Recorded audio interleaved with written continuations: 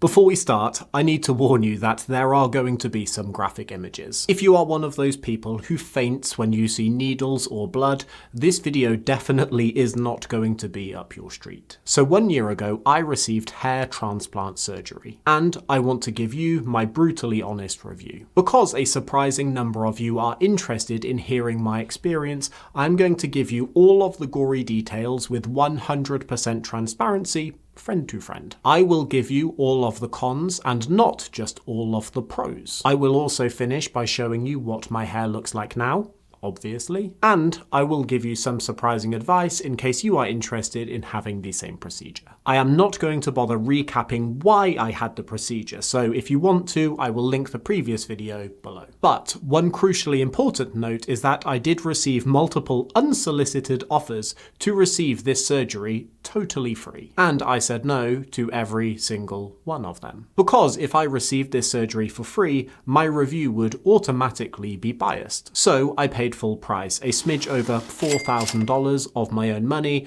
and you can trust that I will give you my 100% honest review with zero conflicts of interest. I am 38 years old. As far as I could tell, my hair has not thinned or receded in any way, shape or form. But I have always had a very high hairline, so the surgery was going to bring that down a couple of centimeters on each side. And you need to know that this is tricky, because if you have surgery on an area that has hair but it has thinned, the surgery is just topping that up towards 100% density. But if you are performing the surgery on an area that has never had any hair, you are trying to go from 0% to 100% density straight away. And my surgeon told me that nobody should ever guarantee that outcome, even if that is the ideal end goal. I received precisely 3,461 grafts. And if you are unfamiliar, these are taken from the donor area at the back and sides of your own head, so they are using your own hair. Hence why they tend to shave that area. And because I have longish hair on top,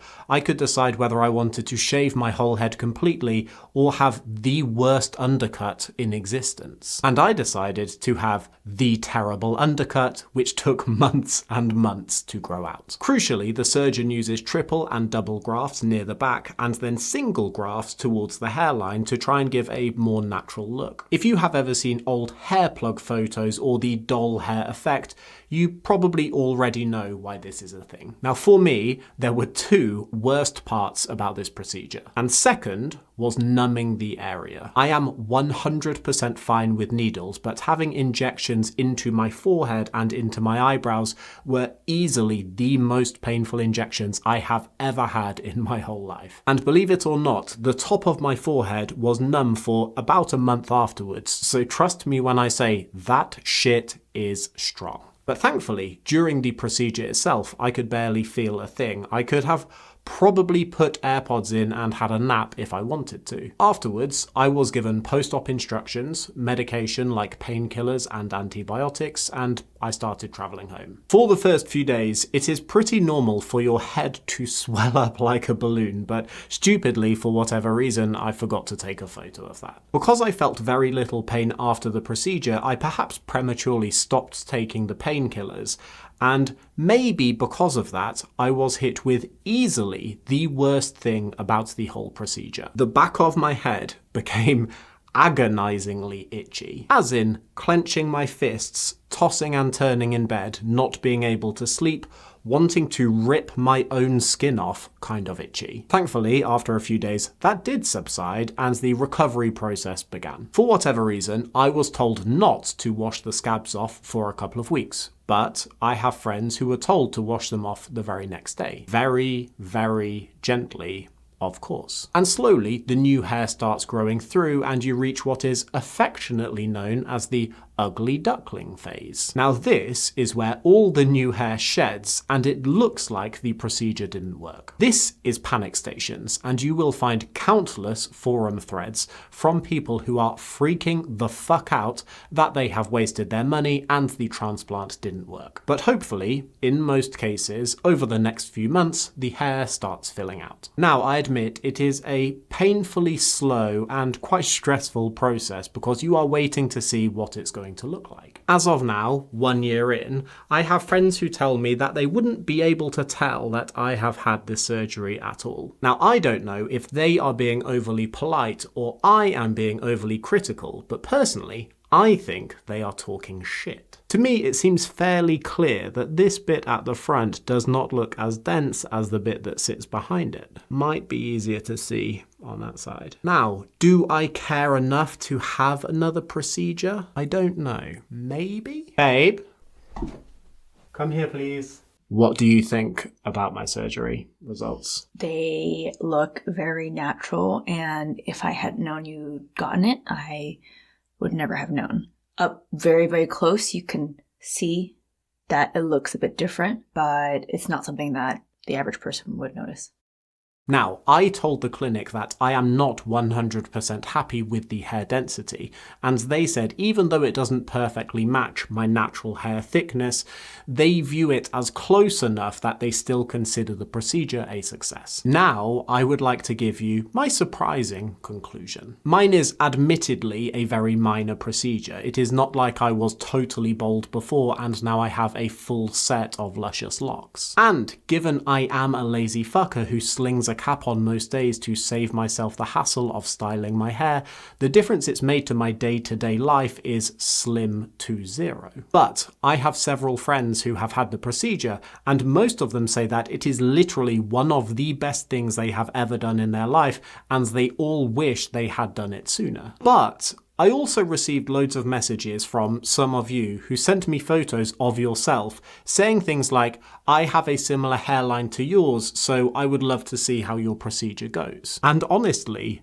seeing your messages and looking at your photos really changed my perspective. Because I saw loads of photos that people like you had sent me, and I genuinely thought, I don't even know what you're fucking talking about. I think that you look great. And that was weirdly a really self-reflective moment for me because when I announced I was having the procedure, lots of you said the same thing to me, as in, I don't know why you are having it done, I think you look fine. And perhaps ironically, if I had more of your positive voices in my life earlier, perhaps I would have never bothered having the surgery in the first place. So I guess what I am saying is, sometimes I think you are your own worst critic. And sometimes you will look in the mirror and feel insecure about things that other people just don't think about. And even if some people are critical about the way you look, it is very, very okay for you to not give a fuck and still feel super happy in your own skin,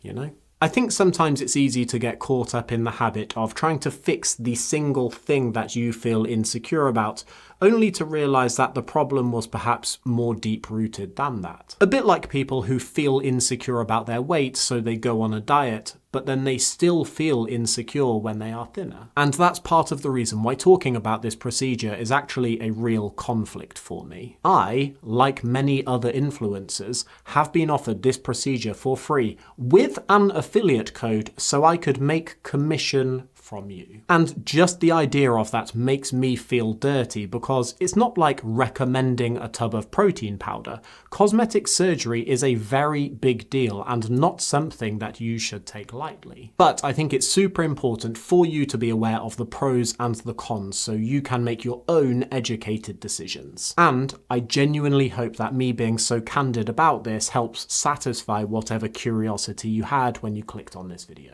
So here are my 3 biggest tips summarized. If you want to get a hair transplant, please take time to educate yourself. As it is a super popular procedure, the industry is also becoming increasingly shady. A lot of surgeries are known as hair mills, which are fronted by one super qualified and popular surgeon, but they are often not the person who would be doing your procedure, which, don't get me wrong, is totally fine. But that's a bit like you wanting to hire me because you have watched my videos, only to find that I palm you off to someone on my team who may or may not be less qualified. You would rightfully need to be reassured that that person would give you the same standard of service as I would. For example, some of the companies that contacted me were talking about pulling an aggressively high number of grafts out the back of my head. And this can be a problem because over-harvesting can limit any future procedures that you may need and also run the risk of you looking at least semi-bald at the back of your head. I would personally look for a surgeon on a well-recognized database like the International Society of Hair Restoration Specialists, or, if you are in America, the American Board of Hair Restoration Surgery. When you are looking at reviews, please be diligent. A lot of social media influencers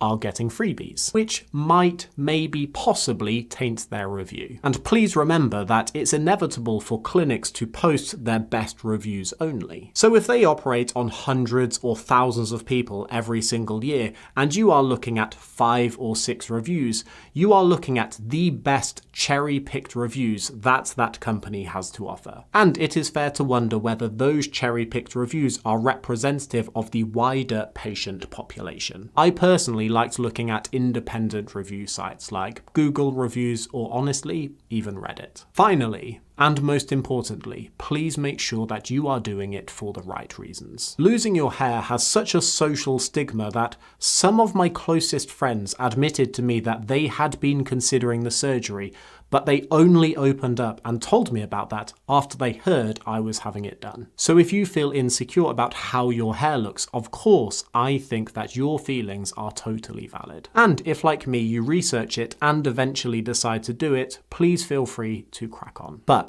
I am going to pretend that you and me are genuine friends in real life, so I am going to tell you the same thing that I would tell my real life friends. If you told me that you were feeling insecure about your hair, I would tell you that you are an amazing person and you are hot as fuck, and what your hairstyle looks like is one of the very least interesting things about you.